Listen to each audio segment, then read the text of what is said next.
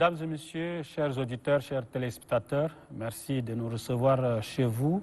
Bienvenue à ce rendez-vous. Le travail de la jeunesse fait le repos de la vieillesse, dit un adage grec. Mais pour que les jeunes d'aujourd'hui deviennent de bons travailleurs demain, il faut leur assurer de meilleures formations professionnelles, car donner aux jeunes une formation mieux adaptée au marché de l'emploi augmente leurs chances face au risque du chômage, de la pauvreté et de la marginalisation. Par ailleurs, créer des conditions d'entreprendre à des jeunes, donc c'est leur offrir un cadre de travail et d'épanouissement. La formation professionnelle et l'entrepreneuriat des jeunes, c'est le thème d'aujourd'hui. Quelle politique du gouvernement en matière de la formation professionnelle et de l'entrepreneuriat des jeunes?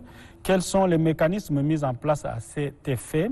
Quels en sont les résultats et les limites de ces politiques sectorielles? Sinon, les différentes formations sont-elles adaptées au marché de l'emploi? Comment aide-t-on les jeunes à entreprendre au Tchad? Autant de questions qui seront débattues par nos deux invités. Nous recevons, je commence à ma droite aujourd'hui, M. Ouya Bourma Malato. Il vient pour la seconde fois participer à cette émission. Merci d'avoir accepté de venir encore aujourd'hui. Merci, M. Zoutane. Voilà, je rappelle que vous êtes membre du sous-comité politique sectoriel du comité d'organisation du dialogue national inclusif. Nous recevons pour la première fois un autre invité, M. Bakala Ligita, à ma gauche. Merci d'avoir accepté de participer à notre émission. Merci. Merci Zoutane. Voilà, je rappelle que vous êtes sociologue, planificateur de l'IPEP. Voilà, nous allons donc aborder le thème la formation professionnelle et l'entrepreneuriat des jeunes. Je commence par une question cruciale, une question importante. Quelle politique du gouvernement en matière de la formation professionnelle, Monsieur Ouya? Merci, Monsieur Zoutane, chers téléspectateurs. Effectivement, la question de la formation professionnelle au Tchad est une question cruciale que le gouvernement entend mettre sur le pied dans les prochaines années. Mais ce qu'il faut retenir aussi est que la question de l'emploi découle de la question de la formation professionnelle. Oui. Donc la question de l'emploi en tant que telle est un leitmotiv que le gouvernement a eu à mettre en exergue depuis un certain temps. Depuis l'avènement de tous les gouvernements qui ont succédé au Tchad, il y a eu ce volet-là de la question de l'emploi et de la formation qui est au premier plan des secteurs de développement dans un pays. Et c'est comme ça que, à travers tout ce qui a été dit, à travers tout ce qui a été fait, après la conférence de Genève dans les années 2008, le gouvernement du Tchad s'est inscrit aussi dans le cadre de ce dialogue pour mettre en exergue au premier plan la politique de l'emploi des jeunes et de l'employabilité aussi dans le secteur public tchadien. C'est comme ça que la formation professionnelle fait partie de l'un des principes directeurs de la politique nationale de l'emploi et de la formation professionnelle du Tchad, où un constat a été fait que la formation professionnelle au Tchad est un secteur qui est en déclic dans un pays comme le Tchad, où la formation n'est pas adaptée à l'emploi. Voilà, la formation n'est pas adaptée à l'emploi. Étant donné que cette formation n'est pas adaptée à l'emploi, il fut beaucoup de cas de force majeure que nous avons essayé de voir dans la mise en œuvre de la politique nationale de l'emploi et de la formation professionnelle, que l'emploi aujourd'hui occupe une place cruciale dans l'économie d'un pays. Pourquoi? Parce que sans emploi, il n'y a pas un développement du secteur économique même dans ce pays. Et c'est comme ça que la formation est venue s'ajouter pour mettre en exergue cet aspect. Il faut aussi le souligner, ça c'est un bref historique de pourquoi est-ce qu'on a mis la question de la formation professionnelle. Et la formation professionnelle en tant que telle même, c'est quoi?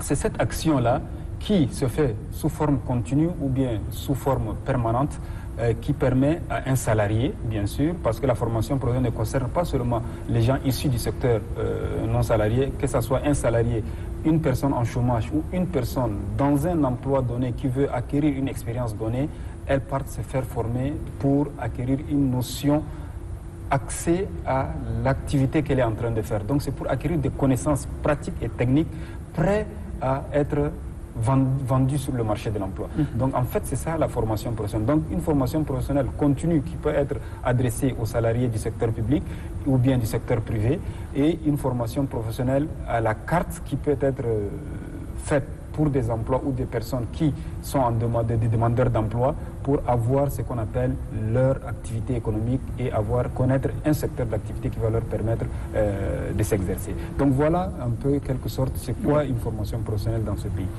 Pour revenir à votre question, effectivement, la politique du gouvernement en matière de formation professionnelle a débuté dans les années 2009-2010 où la question de l'EFE a été mise sur pied, l'EFE, l'éducation à la formation et à l'emploi, qui a été mis en exergue et qui, à travers cette politique sectorielle, n'a pas daigné mettre l'emploi au premier plan de toutes les politiques sectorielles du gouvernement. Et c'est comme ça que nous avons le ministère de la fonction publique, du travail et de l'emploi qui, en son temps, a créé la direction de l'emploi et de la formation professionnelle qui met en exergue une politique du gouvernement en matière de la formation professionnelle des jeunes, des femmes et aussi des jeunes filles pour acquérir une connaissance donnée afin que ces derniers aient un emploi décent. C'est comme ça qu'il fut la création des centres de formation professionnelle. Après, c'est tenu un peu les actions du ministère du Commerce qui a pris ce volet. Nous avons le ministère de l'Agriculture qui a aussi pris ce volet à travers la création de l'école de Bailly. Nous avons eu... Oui, cette école existait depuis avant 2008. Effectivement, avant 2008. Est-ce que cette école a été réactivée? Elle a été réactivée à un moment donné parce qu'on a fait un constat où la politique de l'emploi doit être axée à la politique même de la formation professionnelle sur le terrain.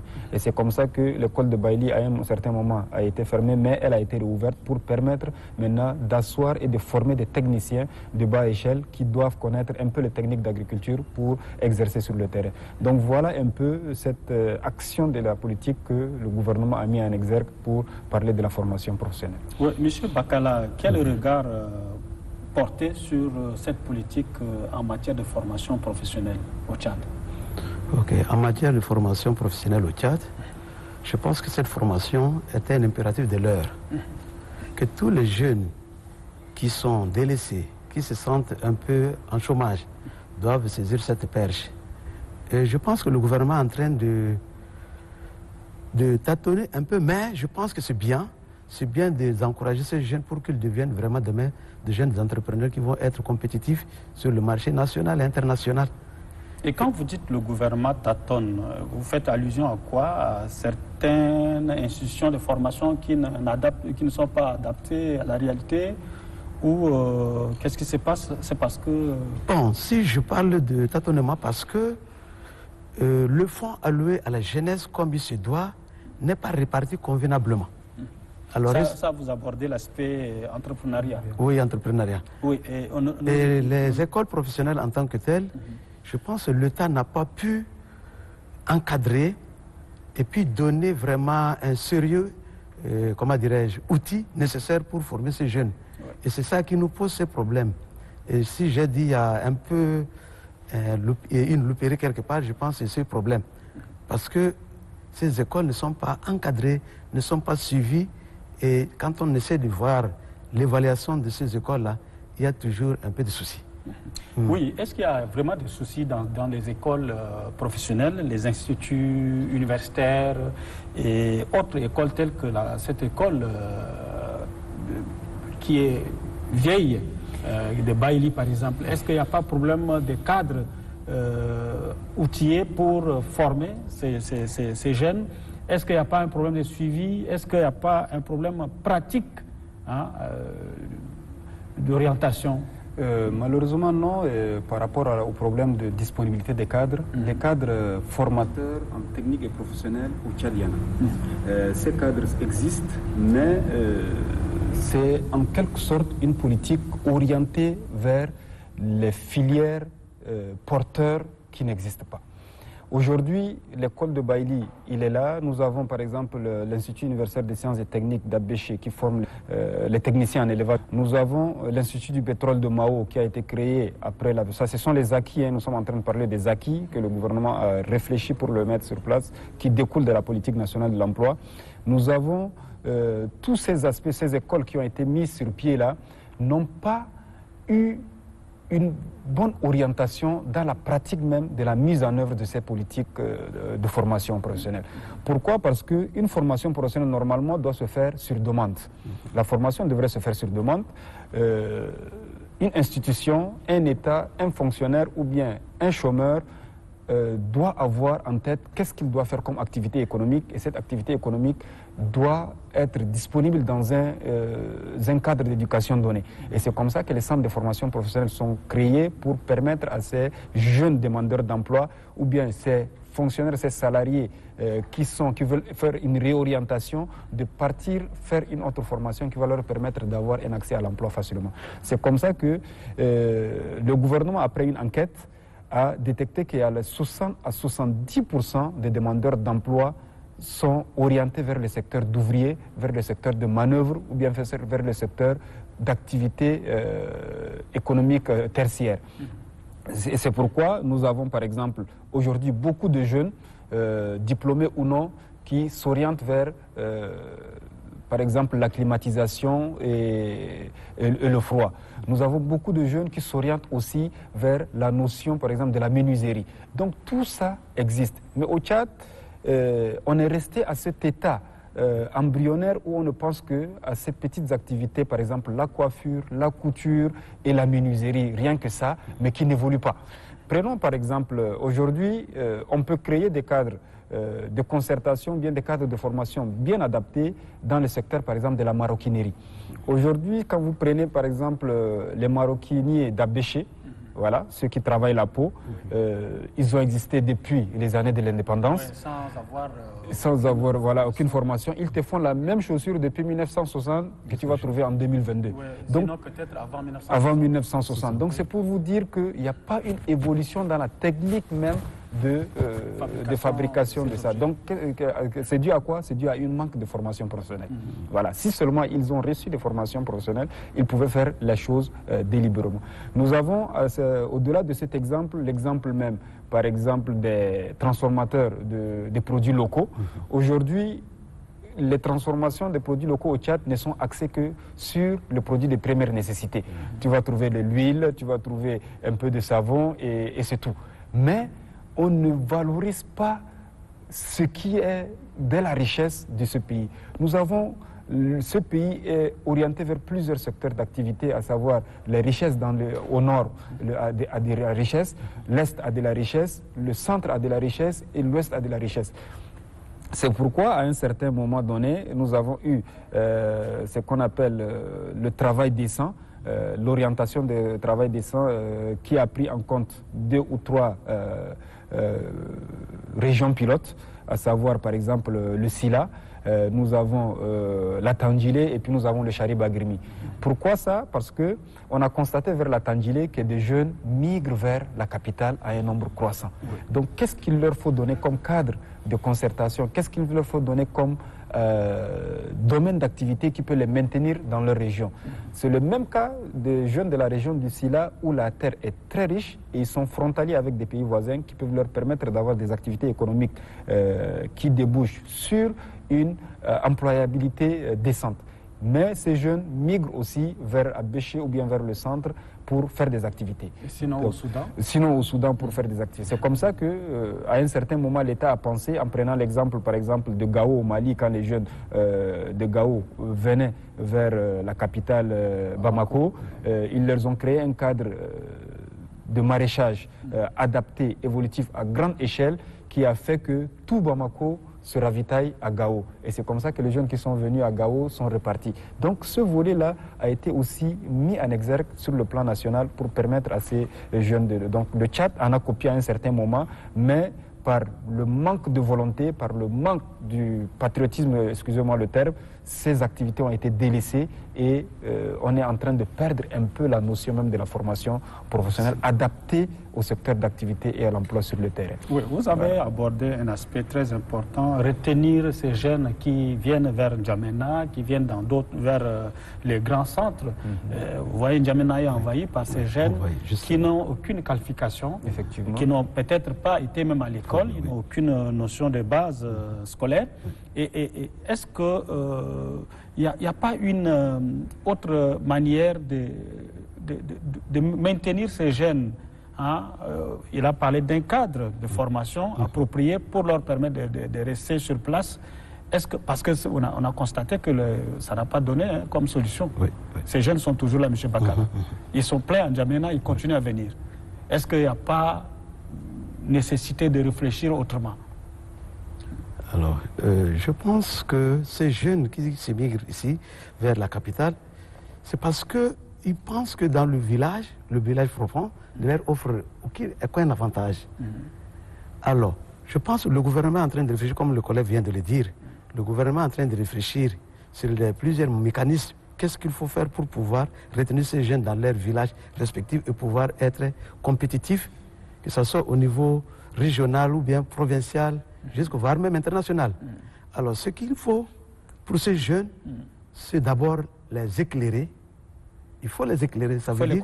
Il faut les convaincre, il faut les sensibiliser. Il faut les sensibiliser à travers qui? À travers les leaders locaux. Ouais, les ONG. Oui, les ONG. Et tous ceux-là, je pense, ils vont participer d'une manière un peu respectueuse pour pouvoir donner un peu de l'emploi à ces jeunes. Mais si on laisse de ce côté ces responsables dits, les leaders locaux, alors je pense que ces jeunes vont continuer toujours à migrer vers la capitale, espérant quelque chose, mais en réalité, ce n'est pas le cas. Pour compléter, M. Bakara, oui. Effectivement, la notion de l'intégration par la province ou la commune est un fait réel, mais qui ne se fait pas dans notre pays. Aujourd'hui, prenez l'exemple, le grand taux de chômage n'est pas seulement ces personnes qui sont diplômés et qui existent ou bien qui sont sur le marché de l'emploi. Mais le gros taux de chômage, c'est ces jeunes-là qui sont sans emploi, sans formation en temps pour moi, sans aucune formation, et qui occupent plus de 70% de la population jeune aujourd'hui dans la capitale. Donc, et c'est un danger. Et c'est un danger. Pourquoi? Parce qu'aujourd'hui, le jeune diplômé, lui, il pense à quoi? À ce que la fonction publique lui offre de l'emploi. Alors que la fonction publique ne devrait être qu'une exception dans la politique de la mise en œuvre de l'emploi dans un pays. C'est plutôt le secteur privé qui doit être le principe dans la mise en œuvre même de l'absorption des jeunes employés. Et en prenant le cas de la participation communautaire, nous avons par exemple les mairies. Aujourd'hui, au niveau des communes, prenons juste l'exemple de N'Djamena. N'Djamena a presque 10 communes et ces communes n'ont pas une politique, par exemple, d'emploi de jeunes ou bien de formation qui peuvent les aider à prendre ces jeunes-là, à résorber ces jeunes sans emploi, sans qualification, pour leur donner ne serait-ce qu'une petite formation et aller. Donc ces jeunes ne sont limités qu'à des activités de curage des caniveaux, par exemple, parce qu'ils ne font rien et ils sont là. Et ces jeunes sont beaucoup plus orientés vers, comment on appelle, le port de tenue de la mairie pour, à un certain moment, aller traquer les gens sur le marché au lieu de penser même à la politique, par exemple, de l'hygiène dans la capitale, dans la commune. Aujourd'hui, quand on prend comparativement aux années antérieures, dans les années 80, dans les années 90, les communes, par exemple, mettent sur pied des services d'hygiène. Ces services d'hygiène passent dans les maisons, dans les quartiers, dans les débits de boissons pour contrôler un peu comment ça se passe en termes de salubrité. Et aujourd'hui, ça n'existe pas.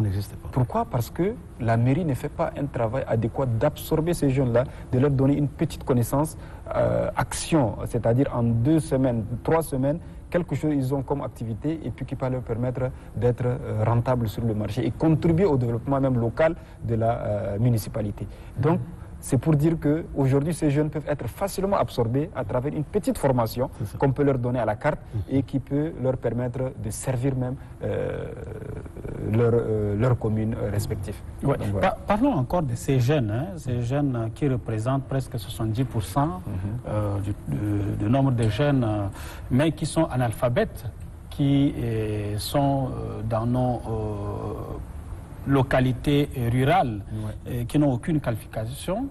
Et est-ce que ce n'est pas une gageure, par exemple, de vouloir initier une formation? Quel genre de formation peut-on organiser pour ces jeunes afin qu'ils soient utiles, qu'ils soient actifs pour les maintenir dans leurs localités respectives?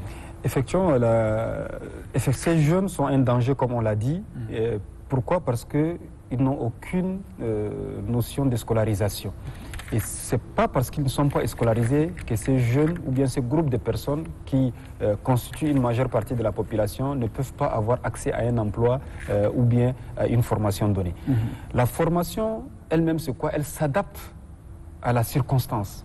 La formation doit s'adapter à la circonstance. Oui, par exemple, les jeunes qui sont issus des milieux voilà, les jeunes agricoles. Qui sont issus des milieux agricoles, il faut leur donner des notions sur l'agriculture moderne pour que ce qu'ils font comme activité depuis 10 ans que leurs parents leur ont légué soit fait d'une manière professionnelle pour leur permettre d'avoir le rendement, pour leur permettre d'avoir un pouvoir d'achat effectif. Mais là aussi, il va falloir accompagner cette formation par l'octroi de moyens. Effectivement, par l'octroi de moyens, nous sommes conscients par l'octroi de moyens. Mais retenez aussi qu'avant de venir sur l'octroi des moyens, ces jeunes-là constituent d'abord tout ce qui concourt au secteur informel.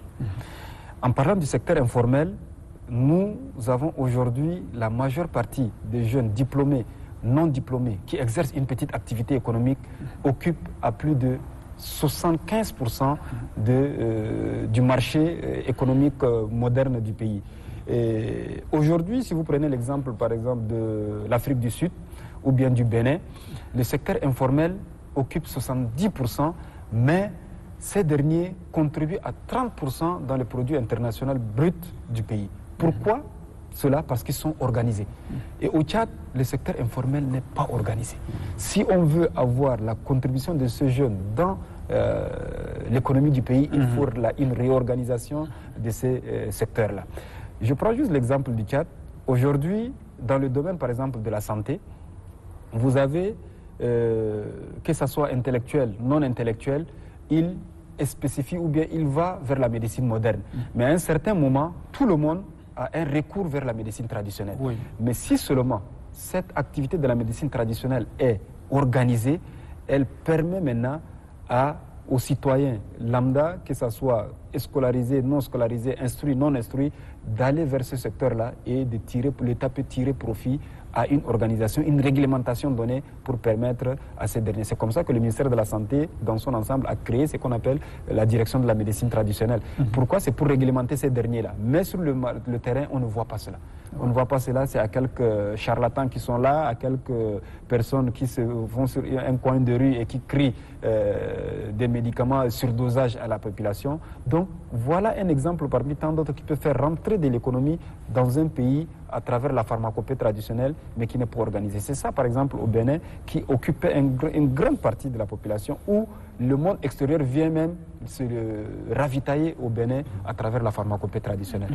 Donc, ça, c'est un exemple parmi tant d'autres. Et quand on prend, par exemple, la maman qui fait la galette, par exemple, cette maman, elle fait la galette que sa grand-mère, son arrière-grand-mère faisait jusqu'aujourd'hui.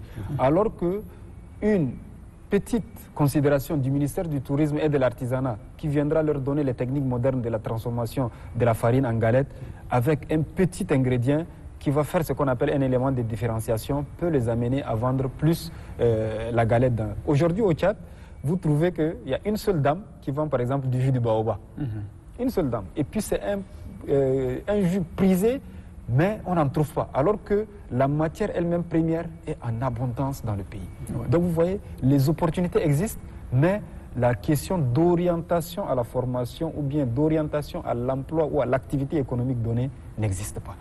Donc il faut que les gens repensent un peu ce secteur et essayent d'orienter les jeunes dans les secteurs d'activité porteurs qui peuvent leur permettre de contribuer à l'économie nationale. Oui. Et si M. Bakala, si la formation professionnelle pose toujours problème, est-ce que cela n'est pas dû au fait qu'au niveau même de l'enseignement, au niveau de la base, au niveau de l'éducation, de la base, secondaire, il y a un sérieux problème d'orientation?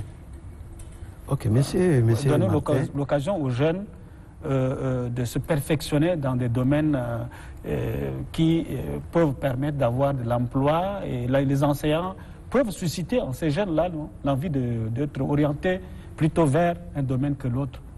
Merci, monsieur Martin.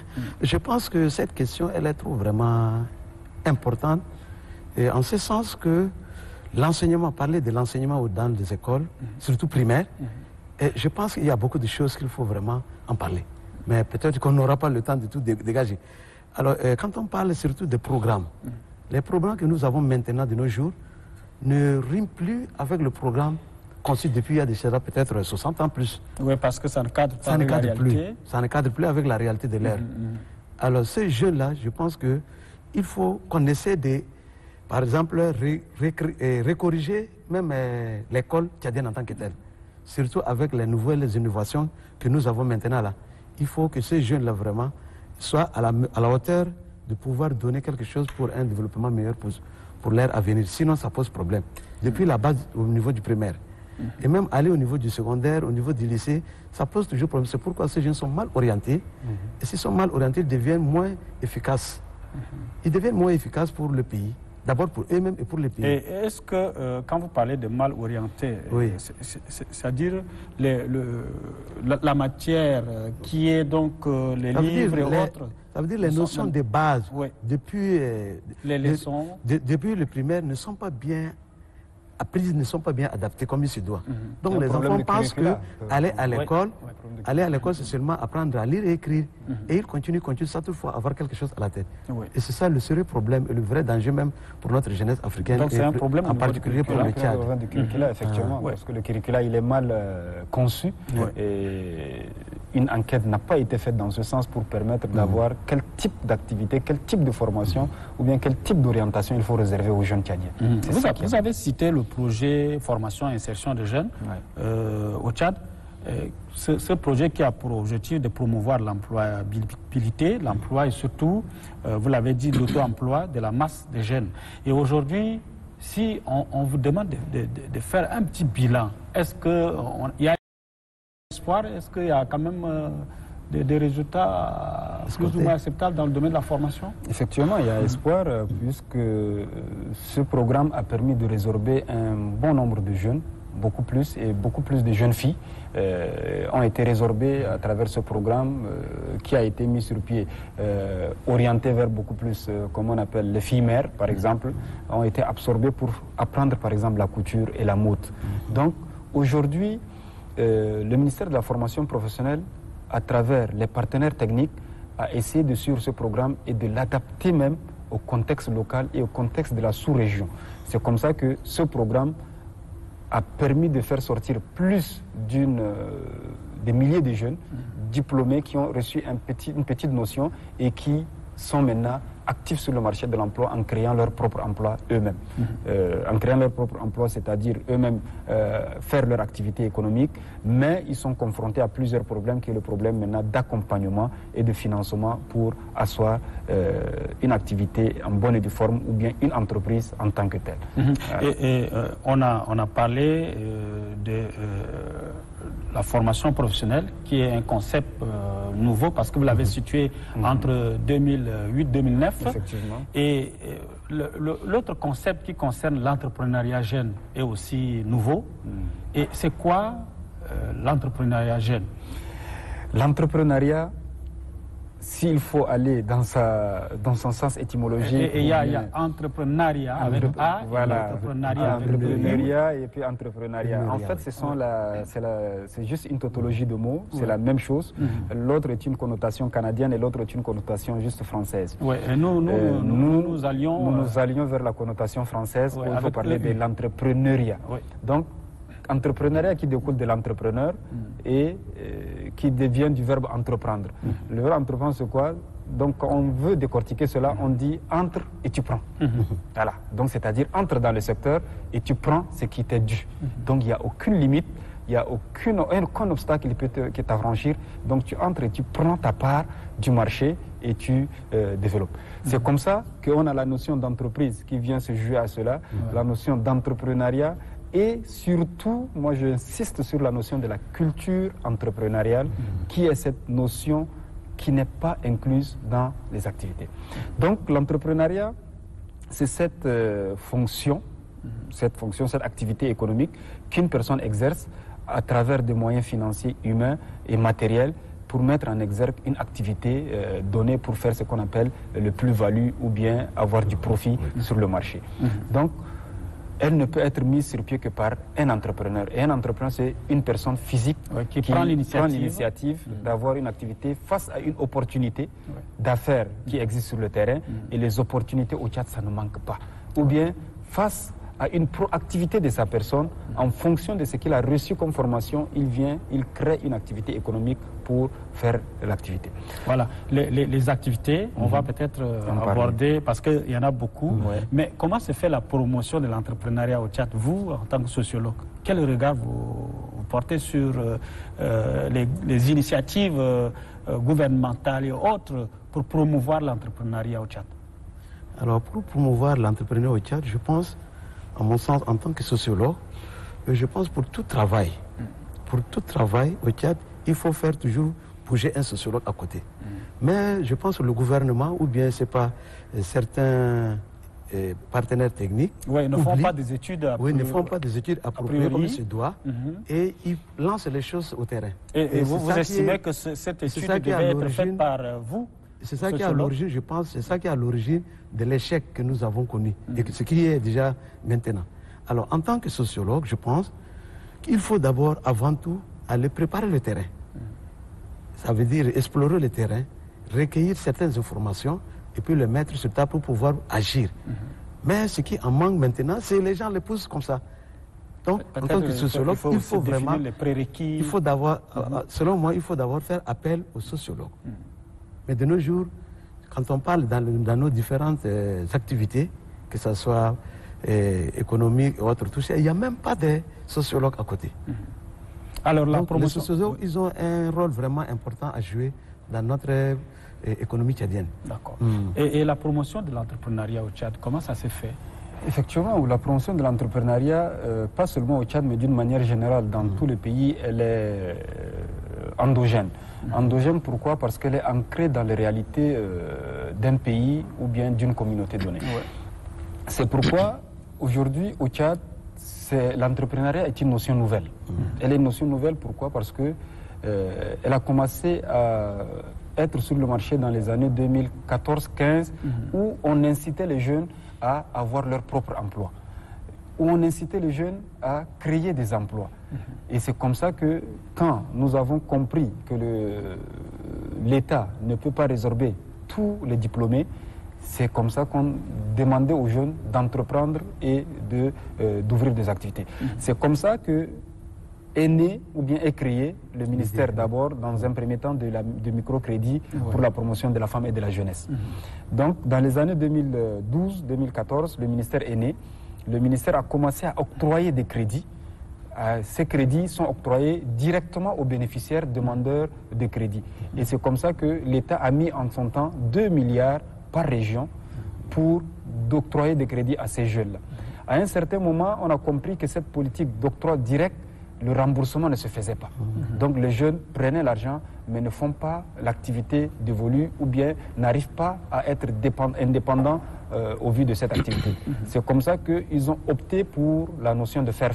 Donc le ministère des microfinances et des microcrédits pour la promotion de la femme et de la jeunesse a contracté avec les établissements de microfinance, c'est-à-dire les banques de deuxième catégorie. Ces derniers, on leur verse l'argent et à leur tour essaient d'octroyer les crédits sur la base des dossiers et des projets en plaçant des garde-fous, bien sûr, et ces derniers commençaient à rembourser l'argent facilement. Donc, cette activité de faire-là existe et jusqu'à maintenant, elle est en train de suivre son chemin. Aussi, retenir que la promotion de la culture entrepreneuriale ne sait que reposer sur ça. Mais comme solution, à un certain moment, nous avons donné comme solution par exemple, un projet qu'on a appelé 1000 idées, 3000 emplois. À travers ce projet, il a fallu mettre en exergue beaucoup d'activités dans le secteur porteur parce qu'aujourd'hui, l'emploi au Tchad ou bien la notion des activités économiques au Tchad n'est que orientée vers le secteur tertiaire. Alors que nous avons le secteur secondaire qui peut être vraiment mis de côté et puis le secteur primaire qui doit être accéléré. C'est comme ça que nous avons dit qu'il faut mettre en exergue ce qu'on appelle la diffusion même de la culture entrepreneuriale.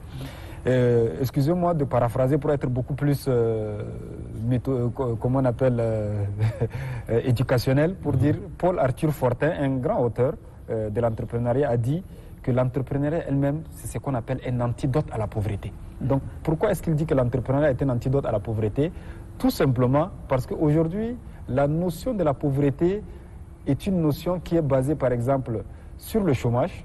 Le chômage est une notion très de la pauvreté. L'analphabétisme est une notion de la pauvreté qui ne dit pas son nom. Nous avons par exemple le vagabondage, pour ne pas dire la prostitution, qui est un secteur d'activité, mais qui fait aussi rentrer de la pauvreté dans un pays. Donc tous ces secteurs où les activités l'insécurité aussi est un grand principe de la pauvreté. C'est comme ça que le Tchad, à un certain moment, a mis ce qu'on appelle sur pied la stratégie nationale de la réduction de la pauvreté, où l'emploi est au centre de cette stratégie-là pour permettre de résorber toutes ces personnes qui ne font rien, toutes ces personnes qui ont une activité qui ne leur permet pas de nourrir 10 ou 15 personnes et à travers ces activités, ça leur permettra de l'autre. Donc c'est comme ça que nous avons dit qu'il faut faire ce qu'on appelle la diffusion de la culture entrepreneuriale. Inculquer dans l'esprit du citoyen, inculquer dans l'esprit du plus petit, inculquer dès c'est-à-dire le primaire, la notion même de l'entrepreneuriat. Oui, est-ce que M. Ouya, ici au Tchad, on ne tâtonne pas trop lorsqu'il s'agit d'initier ce genre de projet? Effectivement. Tout à l'heure, le sociologue dit qu'ils ne sont pas impliqués, il faut donc une étude sociologique a priori. Vous êtes d'avis? On est d'avis, il faut une étude sociologique a priori. Et nous, comme dans les notions d'entrepreneuriat, nous disons plutôt qu'il faut aussi une étude de marché a priori avant d'aller ouvrir une activité économique. Aujourd'hui, on dit formation de 1000 jeunes par arrondissement. C'est vrai, c'est beau de former ces jeunes-là. Ils ont une notion en entrepreneuriat, ils ont une notion sur comment est-ce qu'il faut monter un business plan. Mais ces jeunes, dès qu'ils montent le business plan, le premier problème auquel ils sont confrontés, c'est le financement. Ils sont confrontés à un problème.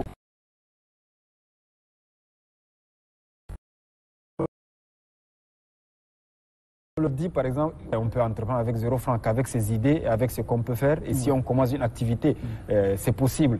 Mais dans le tâtonnement, comme vous avez dit ce mot, dans le tâtonnement, les gens font croire à ces jeunes-là que créer une activité économique dépend, par exemple, de juste la formation que vous avez, alors que ce n'est pas la formation seule qui peut donner l'accès à l'emploi. Donc, je veux ouvrir une entreprise, par exemple, de vente des habits, ou bien d'un pressing quelque part. Il faut que je fasse une étude de marché. Où est-ce que je vais placer cette entreprise? Quelle serait ma clientèle? Quel sera le prix avec lequel je vais mettre ce produit-là sur le marché? Qui sont mes concurrents? Il faut que je connaisse tout ça. Et c'est comme ça que le sociologue et l'entrepreneur sont liés pour faire une étude de marché et une étude de l'environnement même socio-économique pour permettre à ce que dès qu'on lance l'activité n'aura pas d'échec. Alors qu'aujourd'hui, les jeunes, on les laisse, ils lancent l'activité et au démarrage, ils sont déjà à l'échec. Oui. Voilà un peu le problème. Est-ce que, je me tourne vers le sociologue, M. Bakala, est-ce que l'aspect important qui consiste à prendre en charge toute une famille lorsque on démarre son entreprise, ça ne se répercute pas sur les résultats? Est-ce que ce n'est pas ce facteur-là important qui fait que on fait un fiasco lorsqu'on démarre une fois? Parce que le leader, c'est lui qui crée l'entreprise, se retrouve en train de gérer des milliers et des milliers de bouches, comme nous sommes au Tchad. Oui, c'est vrai. Au Tchad, est-ce que cet aspect... Oui, vous avez l'habitude de dire, en tant qu'un jeune entrepreneur, quand il se lance dans ses activités, c'est vrai qu'il a toute une famille devant lui à gérer. Et c'est ça que nous parlons de la pauvreté d'une manière un peu extrême, quoi. Au Tchad, les jeunes sont vraiment trop pauvres. Et s'il se lance dans son activité, alors il pense aussi à sa famille. Et cette famille-là doit vraiment lui dire merci. Mais s'il ne pense pas à ça, cela lui posera beaucoup de problèmes. Alors donc, je pense que ce côté-là même, c'est un problème aussi crucial qu'il faut tenir en compte. Mais, à mon avis, à mon humble avis, il ne faut pas aussi que ces jeunes entrepreneurs pensent à investir directement dans leur famille. Non, ils pensent d'abord à son entreprise. Oui, cela nécessite une formation. Oui, ça, monsieur... Effectivement. Cela nécessite une formation. pour leur permettre d'orienter un peu, d'organiser ce qu'ils sont en train de faire. Voilà. C'est ça, en fait, comme je l'ai dit au départ de cette discussion, le leitmotiv pour un gouvernement, c'est d'avoir ces axes-là orientés vers le secteur porteur. Et en orientant ces axes vers le secteur porteur, il faut aussi comprendre que aujourd'hui, comme vous l'avez dit tantôt, la question de l'entreprise familiale est une question qui ne laisse pas croître une entreprise. C'est comme ça que nous l'avons dit dans un débat récent, que l'activité concrète est une activité qui va nous permettre de générer des revenus, de rémunérer ces revenus générés-là et de partager en même temps ces revenus créés. Donc, la création de la valeur va découler de cette activité que nous faisons et qui nous permet, au moins avec l'activité que nous faisons, de tenir compte de tout ce que nous avons comme opinion. Vous avez parlé des secteurs porteurs. Est-ce qu'il y a des métiers spécifiques pour l'entrepreneur? Métiers spécifiques, non, parce que toute activité, toute notion peut être un domaine d'entrepreneuriat. Aujourd'hui, je prends le domaine de la jeunesse sport, où les gens pensent que c'est juste une activité ludique, alors qu'à travers la notion de la jeunesse sport, on peut créer des emplois. Je prends par exemple le domaine de l'artisanat, qui n'est pas seulement limité à la fabrication de chaussures ou bien à la fabrication des statuettes et autres pour le mettre à la disposition des expatriés, mais on peut en créer d'autres activités qui peuvent être autonomes et faire de l'emploi. Le secteur du tourisme, par exemple, est un secteur qui peut aussi aider à la création de l'emploi. Le secteur de la culture, donc c'est-à-dire qu'il n'y a pas un métier vraiment spécifique ou bien un domaine spécifique à l'entreprise. Tout domaine d'activité peut être une opportunité pour un entrepreneur. Le secteur de l'éducation aussi. Même le secteur de l'éducation, le secteur des médias. J'ai l'habitude de dire qu'aujourd'hui, le secteur des médias, ce n'est pas seulement axé vers le caméraman ou bien vers le pigiste et autres. On peut avoir création, par exemple, d'un site web pour être dans les médias. On peut créer, par exemple, des activités orientées vers le suivi des artistes. On peut créer une maison de production. Donc, il y a beaucoup d'activités à faire dans chaque domaine d'activité ou dans chaque secteur qui peut permettre à un jeune exerçant une activité ou non, d'avoir une activité parallèle qui peut employer 2 ou 3 personnes et résorber un peu le taux de chômage et créer de la valeur ajoutée dans l'économie nationale. Donc il n'y a pas un secteur spécifique, tout domaine d'activité est porteur dans ce pays. Donc le pays est vierge. Donc le secteur économique, il est encore vierge et on peut créer des activités qui peuvent nous permettre d'être riches facilement et avoir des renommées où le Tchad pourra revenir, selon les derniers indices de Doing Business, de 189e pays sur 189 à 100e ou bien au 50e pays qui a un fort potentiel de croissance économique. Donc, en parlant des secteurs, il n'y a pas de secteur à exclure. Hein? Non, il n'y a pas un secteur à exclure. Exclure l'éducation, on peut créer des écoles, on peut faire tout. Oui, on peut créer des centres de formation dans le domaine de l'éducation et on peut employer beaucoup de gens.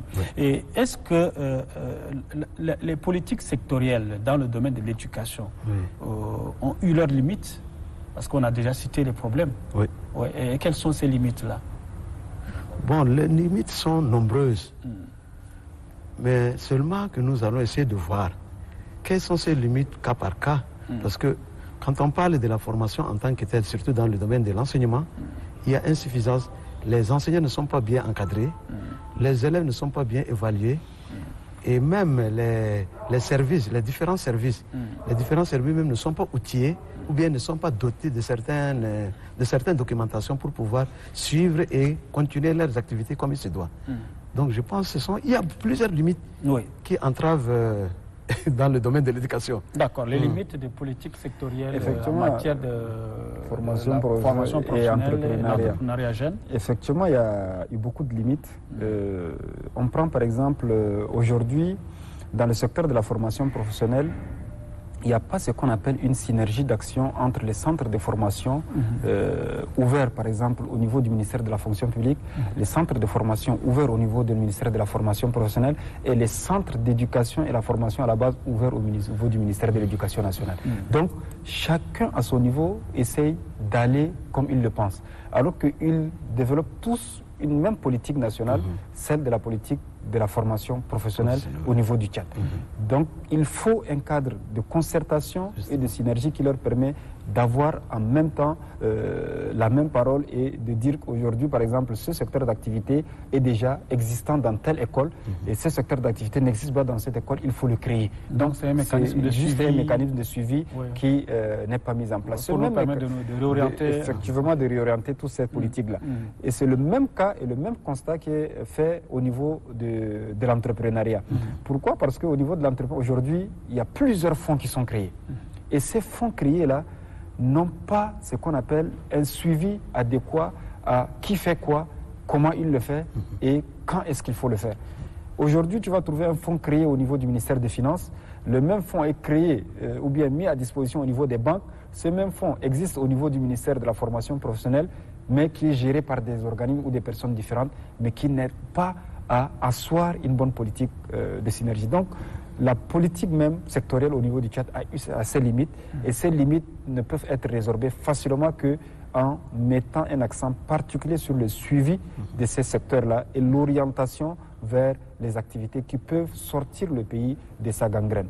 Nous avons eu l'exemple, par exemple, au Tchad, nous avons au sud du pays où la terre est très riche, où il y a une abondance, par exemple, de produits fruitiers qu'on peut facilement transformer et mettre en exergue sur le marché. Aujourd'hui, pour tout le Tchad, il n'existe pas une industrie de transformation, par exemple, des produits locaux ou bien, par exemple, de transformation des fruits du sud là en jus naturel.